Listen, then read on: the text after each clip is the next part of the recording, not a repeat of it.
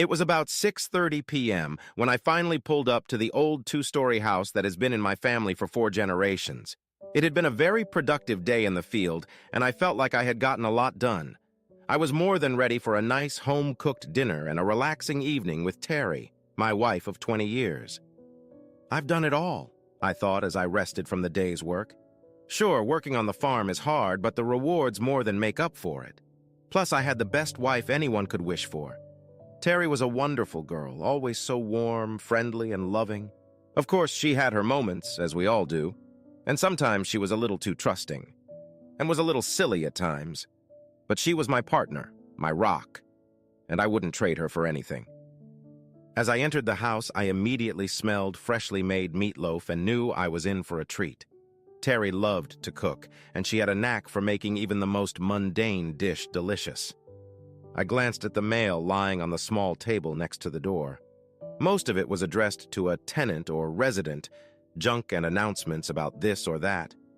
A couple of letters were addressed to Bill and Terry Carson, my wife and me, and I realized they were the standard bills we always received at that time of the month. As I walked into the kitchen, I saw Terry pulling a hot meatloaf out of the oven, and I rushed over to help her. She thanked me for taking it, and I set it on the table. After that, I went to the bathroom on the second floor and washed my face. When I came back, the rest of dinner was waiting for us on the table. "That smells so good, honey," I said as I sat down at the table. "Nothing special, just meatloaf," she said. "I added some hot chili peppers and mushrooms to it. I hope you like it." "I'm sure I will," I told her. She put a portion on my plate and then piled on the mashed potatoes and mushroom gravy. I couldn't help myself. I looked at her and smiled. She definitely knew the way to my heart. She sat down and put some food on her plate. "So, how was your day?" I asked. She nodded, taking a bite of her food. "Good," she said. "Finally sold the Jennings old house." Terry had started working at a real estate office in town about 10 years ago. She wanted to contribute to the family after the twins were old enough to walk to and from the bus stop. Now, they were both gone. Dan, our son, had gotten an appointment to the U.S. Military Academy at West Point, and Lisa, our daughter, was attending Washington University as a veterinarian. With Terry's job and the income from the farm, we lived quite well. Our goal was to retire at 60 and take a long cruise. Maybe the Caribbean. We hadn't decided yet. I looked at Terry. So far, our life together had been great. But in the last couple months, I'd noticed she'd become a little moody. Tonight, she was even more brooding than usual. "Are you okay, honey?" I asked. "You seem a little preoccupied." "I think we need to talk after dinner," she said quietly. "Okay," I said. "Maybe after we eat, we can go out on the back porch?" That's where we usually went when we wanted to smoke and drink something for the adults. We'd agreed a long time ago not to smoke in the house. "Sounds like a good idea," she said. We finished dinner, and I wondered what was bothering her. I helped her put everything away, then grabbed a beer and poured her a glass of wine. We went out to the backyard, and I offered her a cigarette, which she readily accepted. After lighting it, I sat on the porch swing, and she settled into a chair next to the bistro. "So, what's on your mind?" I asked. "Bill, please promise me you'll listen to me all the way through," she said. "I'm so torn, and I'm afraid you're going to hate me when this is over. Please let me finish before you say anything, and promise me you won't be mad." "Okay," I said. "I'll listen. What's on your mind?" "Bill, you know I love you more than anything in the world, right?" she asked. I started to get a little worried, but encouraged her to continue. "Of course," I said. "You've put up with me and lived on this farm for 20 years, so that must mean something, right?" I asked, jokingly. She smiled, but the smile didn't last long. "You know, you're the only man I've been with my whole life," she said. "And you're the only woman I've ever been with," I answered her. "What does all this mean? You're starting to scare me." "I guess I should just come out and say it," she said. "I'm thinking about getting a lover before I get too old. We'll both be 40 in 2 years, and I'd like to know what it would be like to experience another man." "Wait, what?" I asked. "You mean you want to have sex with another man and you want me to just accept it?" "Yes, that's exactly what I'm saying," she answered me. It doesn't affect you, and it doesn't have to change anything between us. I'll still love you as much as I do now. It's just that I want to experience it at least once in my life before I, change. What, I'm not pleasing you enough? I asked. Maybe I'm doing something wrong? No, she said. You're a wonderful lover. I've just never had anything to compare you to. It's like driving a Ford pickup all your life and one day getting a chance to drive something else, like a sports sedan. Like I said, it doesn't mean anything, and it shouldn't change anything between us. I don't think I like your comparison, I told her. For your information, it's already changed our relationship. I guess I didn't put it quite right, she said. Please don't misunderstand me. So you've already done it? I asked. No, she replied. Have you decided who you want to do it with yet? I asked. No, not at all, she replied. It's just something I've been seriously thinking about lately. You didn't come up with it on your own. Who put that stupid idea in your head, Terry? I asked, trying to stay calm. I wanted to punch a hole in the wall, but I knew that would only push Terry further away. I needed to get more information, and I needed to make Terry smell the coffee. Well, Marie Cunningham, you know her? She works in my office, Terry said. We go out to lunch sometimes and stuff, and she told me that this is something I really need to do to assert myself. And she said if you really loved me, you'd let me do it. That's why I wanted to talk to you. She said it wouldn't be cheating if I got your permission first. Did she? Marie Cunningham? Brunette, 5 and 9, bye? Nothing special. She's in her 30s, dresses like a teenager. That Marie Cunningham? I asked. Yeah, Terry said. Do you know her? I've met her a few times at your office, but I can't say I know her well personally, I said. From what I've heard, she's been divorced twice in the last 6 years, and she's working on a third divorce right now. I don't know about all that, Terry said, somewhat surprised. I know she's been divorced at least once. There's talk in Cartwheel that she's been friends with a bunch of guys, I said. Her husband is pretty suspicious, and from what I hear, he's getting ready to file for divorce. I didn't know all that, Terry said. I decided to change tactics and try to make her realize what a serious mistake she was making. Tell me something, honey, I said. How long have we known each other?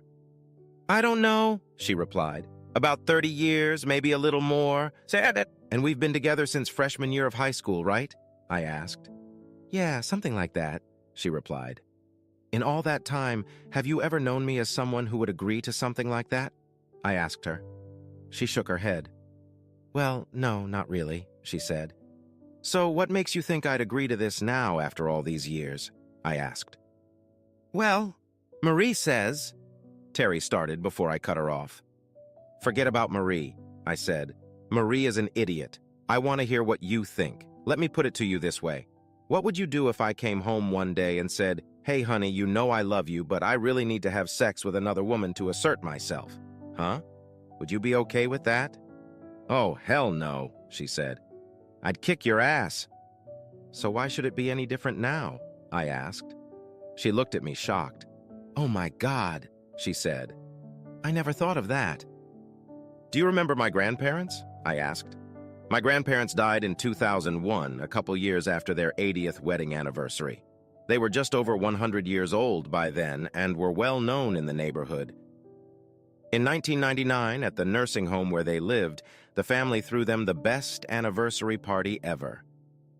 Yes, I remember, she said. Do you remember their 80th birthday party? I asked. You and I talked about marriage then, remember? I remember, she said with a smile.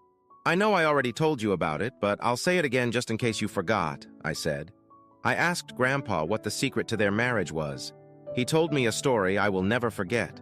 When they got married, a lot of people in these parts were still getting around on horses and baby carriages. This was in 1919, just after World War I. Grandpa told me that after the wedding, he put Grandma in the baby carriage and drove out of the church. They drove a couple miles down the road and the horse fell off. That's one, Grandpa said. He picked the horse up and they rode further down the road. After a couple miles, the horse fell again. That's two, Grandpa said. They kept going, and about the time they were coming up to the house, the horse fell down again. That's three, Grandpa said. He got out of the baby carriage, got a shotgun out of the trunk, and shot the horse dead as a doornail. Over there, as a matter of fact, I said, pointing to the driveway. Grandma, according to Grandpa, wasn't too pleased and started expressing all sorts of hatred and displeasure. Grandpa said he just looked at her, smiled, and said, "That's one." You know, I don't recall a single crossword between them in all the time I've known them, I said. I looked at Terry and saw her eyes widen with fear. You have 2 strikes against you now, I told her. The first is for listening to that asshole Marie in the first place. The second is for thinking that you think like I'm going to go along with this stupid idea of yours. Even if you haven't already, there will be those who say I should leave you on the road like Grandpa left the horse. You mean you'd really kill me? Asked Terry, shocked. No, but it would be tempting, I said. The truth is, I still love you, even as stupid and gullible as you sometimes are, and I have many years invested in you. You think I'm stupid? She asked in a thin voice. Sometimes, I said. Remember that little incident with the sandwich? Terry used to make me lunch, and one day a few years ago she made a sandwich for me. Except she forgot to put anything on the bread. Imagine my surprise when I pulled out 2 clean slices of bread with nothing on them.